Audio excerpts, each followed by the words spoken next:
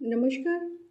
अनमोल साहित्य में आज आपके सामने प्रस्तुत है मुंशी प्रेमचंद्र जी की लिखी हुई कहानी अनाथ लड़की। तो साथियों, अगर कहानी पसंद आए तो वीडियो को लाइक और चैनल को सब्सक्राइब जरूर करें। साथ ही बेल आइकन दबाना न भूलें। तो आइए कहानी शुरू करते हैं। अनाथ लड़की। शेठ पुरुषोत्तम दास पूना की सरस्वती पाठशाला का मुआयना करने के बाद बाहर निकले तो एक लड़की ने दौड़कर उनका दामन पकड़ लिया। सेठ जी रुक गए और मोहब्बत से उसकी तरफ देखते हुए पूछा, क्या नाम है? लड़की ने जवाब दिया, रोहिणी। सेठ जी ने उसे गोद में उठा लिया और बोले, तुम्हें कुछ इनाम मिला? लड़की ने उनकी तरफ बच्चों जैसी गंभीरता से देख कर कहा, तुम चले जाते हो तो मुझे रोना आता है, मुझे भी साथ लेते चलो। सेठ जी ने हंसकर कहा, मुझे बड़ी दूर जाना है, तुम कैसे चलोगी? रोहिणी ने प्यार से उनकी गर्दन में हाथ डाल दिए और बोली, तुम जहाँ जाओगे मैं भी वहीं चलूँगी, मैं तुम्हारी बेटी होंगी।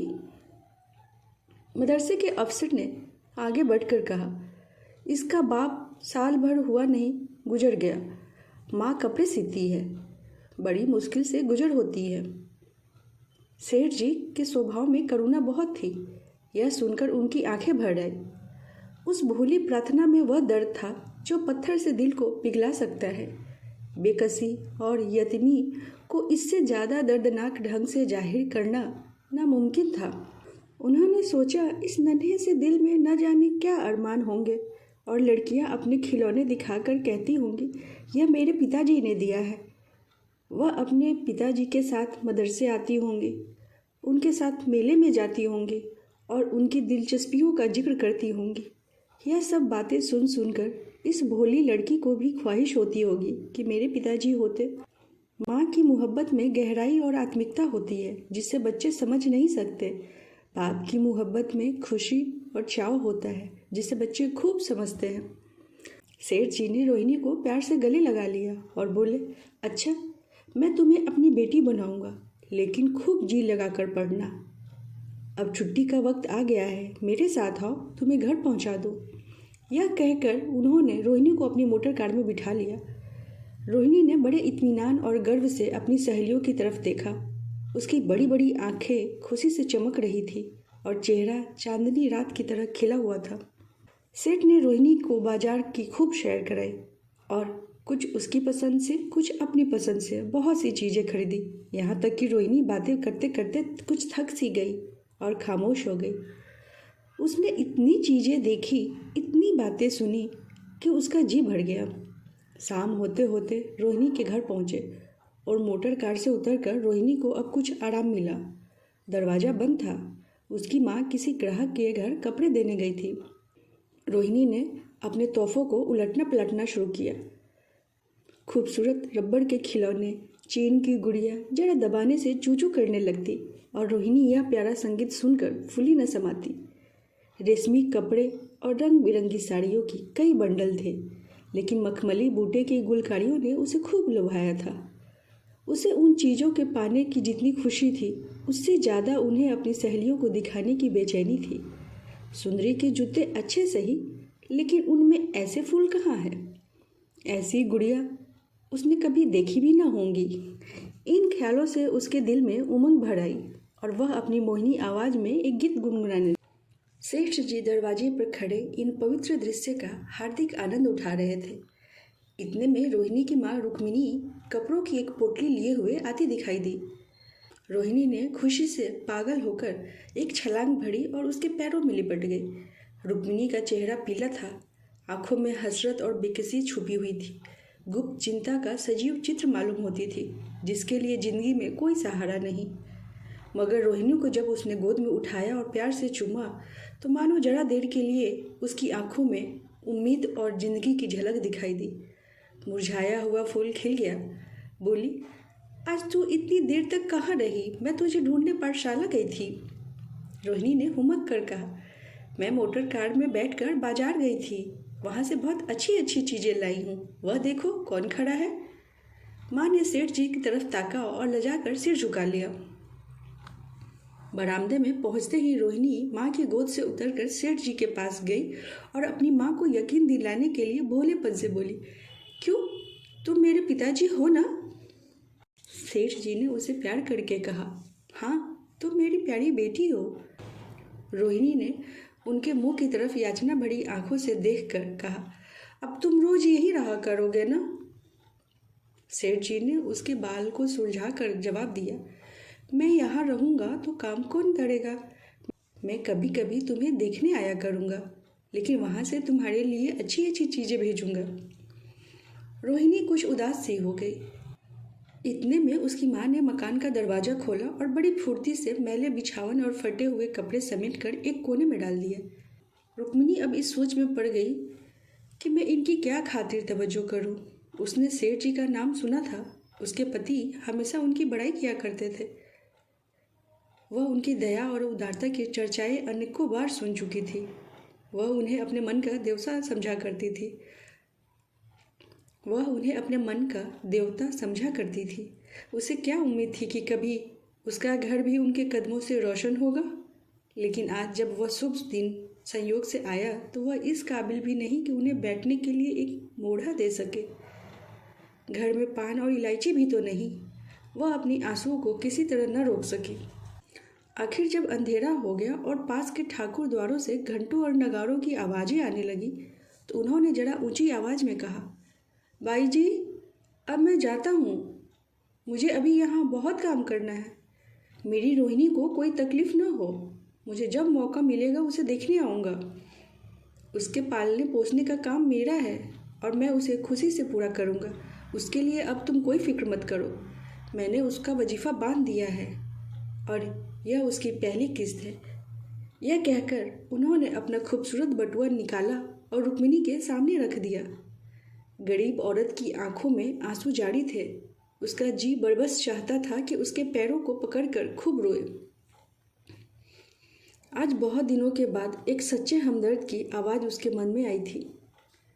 जब सेठ जी चले तो उसने दोनों हाथों से प्रणाम किया। उसके हृदय की गहराइयों से प्रार्थना निकली, आपने एक बेबस पर दया की है। ईश्वर आपको इसका बदला दे। दूसरे दिन रोहिणी पाठशाला गई तो उसकी सजधज आंखों में खूब जच रही थी। उस्तानियों ने उसे बारी बारी से प्यार किया और उसकी सहेलियां उसकी एक एक चीज को आश्चर्य से देखती और ललचती थी। अच्छे कपड़ों से कुछ स्वाभिमान का अनुभव होता है। आज रोहिणी वह गरीब लड़की न रही जो दूसरों की तरफ विवश नेत्रों से देखा करती थी। आज उसकी एक एक क्रिया से सैस्वचित गर्व और चंचलता टपकती थी और उसकी जबान एक दम के लिए भी न रुकती थी। कभी मोटर की तेजी का जिक्र था तो कभी बाजार की दिलचस्पियों का बयान, कभी अपनी गुड़ियों के कुशल मंगल की चर्चा थी तो कभी अपने पिताजी की मोहब्बत की दास्तान। दिल था कि उमंगों से भरा हुआ था। एक महीने बाद सेठ पुरुषोत्तम दास ने रोहिणी के लिए फिर तोहफे और रुपये रवाना किए। बेचारी विधवा को उनकी कृपा से जीविका की चिंता से छुट्टी मिली। वह भी रोहिणी के साथ पाठशाला आती और दोनों माँ बेटी एक ही दर्जे में एक साथ पढ़ती। लेकिन रोहिणी का नंबर हमेशा माँ से अव्वल रहा था। सेठ जी जब पूना की तरफ निकलते तो रोहिणी को देखने जरूर आते और उनका आगमन उसकी प्रसन्नता और मनोरंजन के लिए महीनों का सामान इकट्ठा कर देता। इसी तरह कई साल गुजर गए। रोहिणी ने जवानी के सुहाने हरे भरे मैदान में पैर रखा, जबकि बचपन की भोली भाली अदाओं में एक खास मतलब और इरादों का दखल हो जाता है। रोहिणी अब आंतरिक और बाहरी सुंदरता में अपनी पाठशाला की नाक थी। हाव भाव में आकर्षक गंभीरता, बातों में गीत का सा खिंचाव और गीत का सा आत्मिक रस था। कपड़ों में रंगीन सादगी, आँखों में लाज संकोच, विचारों में पवित्रता। जवानी थी मगर घमंड और बनावट और चंचलता से मुक्त। उसमें एक एकाग्रता थी, ऊंचे इरादों से पैदा होती है। स्त्रियोचित उत्कर्ष की मंजिलें वह धीरे धीरे तय करती चली जाती थी। सेठ जी के बड़े बेटे नरोत्तम दास कई साल तक अमेरिका और जर्मनी की यूनिवर्सिटियों की खाक छानने के बाद इंजीनियरिंग विभाग में कमाल हासिल करके वापस आए थे।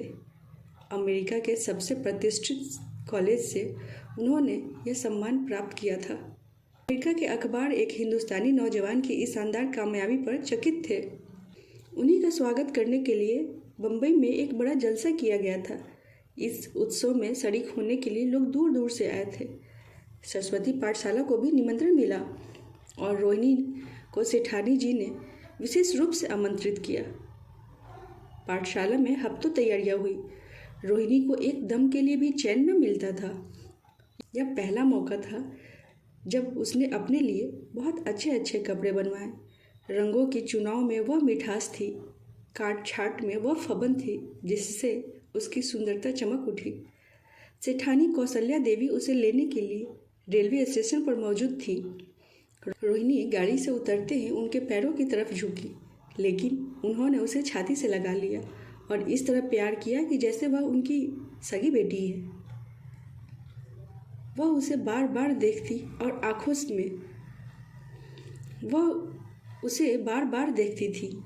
आंखों से गर्व और प्रेम टपक पड़ता था। इस जलसे के लिए ठीक समुद्र के किनारे एक हरे भरे सुहाने मैदान में एक लंबा चौड़ा सामियाना लगाया गया था। एक तरफ आदमियों का समुद्र उमड़ रहा था तो दूसरी तरफ समुद्र की लहरें उमड़ रही थी। गोया वह भी इस खुशी में शरीक थी।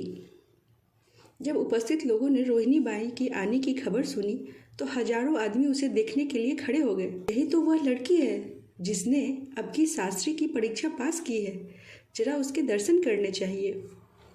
अब भी इस देश की स्त्रियों में ऐसे रत्न मौजूद है। भोले भाले देश प्रेमियों में इस तरह की बातें होने लगी। शहर की कई प्रतिष्ठित महिलाओं ने आकर रोहिणी को गले लगाया और आपस में उसके सौंदर्य और उसके कपड़ों की चर्चा करने लगे।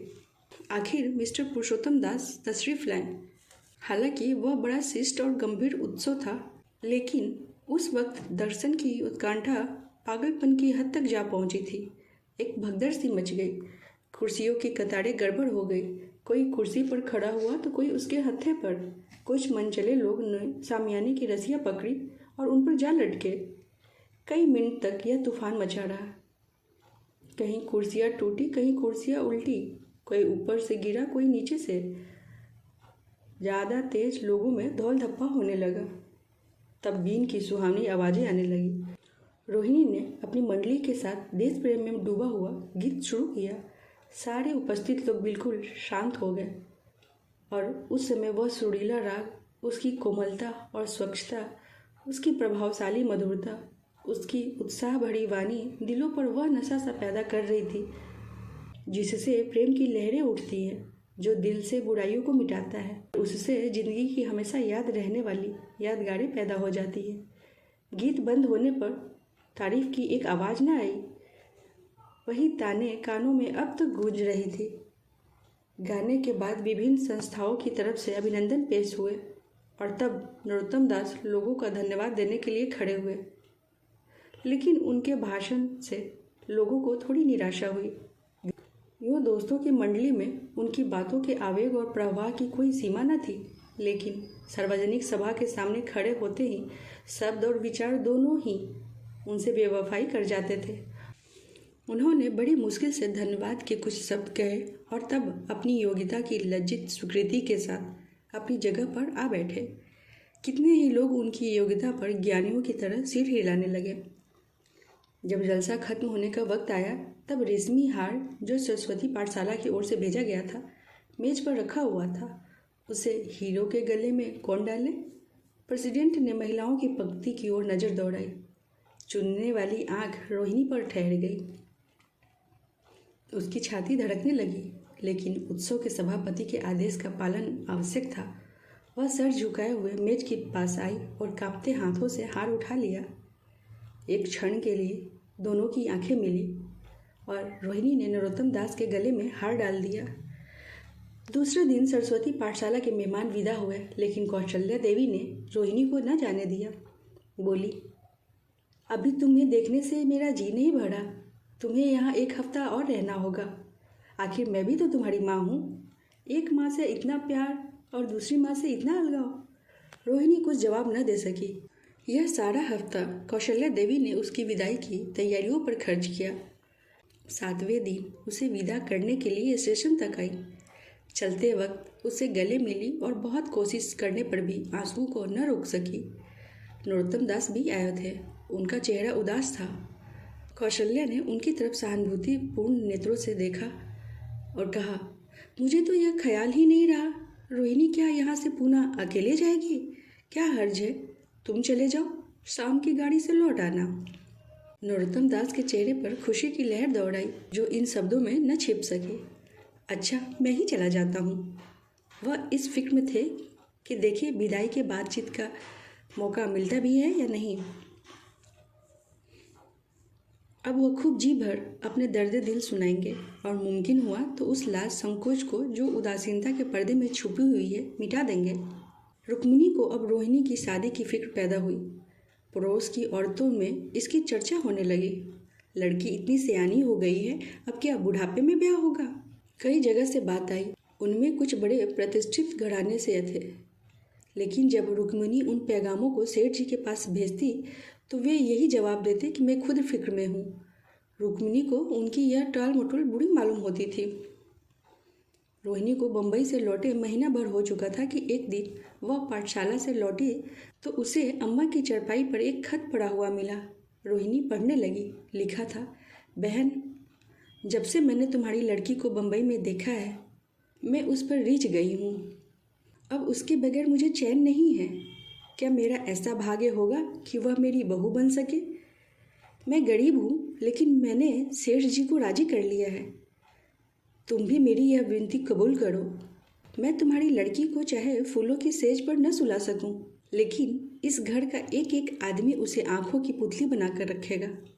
अब रहा लड़का, तो माँ के मुंह से लड़के का बखान कुछ अच्छा मालूम नहीं होता, लेकिन यह कह सकती हूँ कि परमात्मा ने यह जोड़ी अपनी हाथों से बनाई है।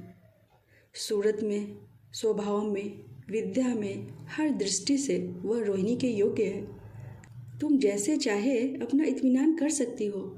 जवाब जल्द देना, और ज़्यादा क्या लिखूं? नीचे थोड़े से शब्दों में सेठ जी ने उस पैगाम की सिफारिश की थी। रोहिणी गालों पर हाथ रखकर सोचने लगी। नरोत्तम दास की तस्वीर उसकी आंखों के सामने आ खड़ी हुई।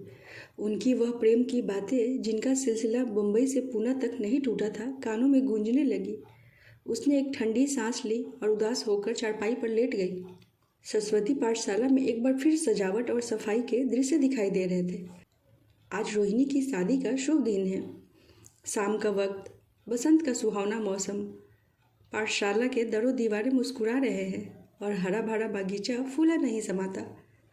चंद्रमा अपनी बारात लेकर पूरब की तरफ से निकला। उसी वक्त मंगलाचरण का सुहावना राग उस रुपहली चांदनी और हल्के हल्के हवा के झोंकों में लहरें मारने लगा। दूल्हा आया। उसे देखते ही लोग हैरत में आ गए। यह नरोत्तम दास थे। दूल्हा मंडप के नीचे गया। रोहिणी की माँ अपने आप को न रोक सकी। उसी वक्त जाकर सेठ जी के पैर पर गिर पड़ी। रोहिणी की आंखों से प्रेम और आनंद के आंसू बहने लगे। मंडप के नीचे हवन कुंड बना था। हवन शुरू हुआ। खुशबू की लपटें हवा में उठी और सारा मैदान महक गया। लोगों के दिलो दिमाग में ताजगी की उमंग पैदा हुई। फिर संस्कार की बारी आई। दूल्हा और दुल्हन ने आपस में हमदर्दी, जिम्मेदारी और वफादारी के पवित्र शब्द अपनी जबानों से कहे। विवाह की वह मुबारक जंजीर गले में पड़ी, जिसमें वजन है, शक्ति है, पाबंदियां हैं, लेकिन वजन के साथ सुख और पाबंदियों के साथ विश्वास है। दोनों दिलों में उस वक्त एक नई बलवान आत्मिक शक्ति की अनुभूति हो रही थी। जब शादी की रस्में खत्म हो गई तो नाच गाने की मजलिस का दौर आया। मोहक गीत गूंजने लगे। सेठ जी थक कर चूर हो गए थे। जरा दम लेने के लिए बागीचे में जाकर एक बेंच पर बैठ गए। ठंडी ठंडी हवा आ रही थी। एक नशा सा पैदा करने वाली शांति चारों तरफ छाई हुई थी। उसी वक्त रोहिणी उनके पास आई और उनके पैरों से लिपट गई। सेठ जी ने उसे उठाकर गले लगा लिया और हंसकर बोले, क्यों, अब तो तुम मेरी अपनी बेटी हो गई। तो साथियों, अभी आप सुन रहे थे मुंशी प्रेमचंद्र जी की लिखी हुई श्रेष्ठ कहानियों की श्रृंखला में अनाथ लड़की। तो ऐसे ही बेहतरीन कहानियाँ सुनने के लिए चैनल को सब्सक्राइब करना ना भूलें। तो मिलते हैं अगली बार फिर एक नई कहानी के साथ। धन्यवाद।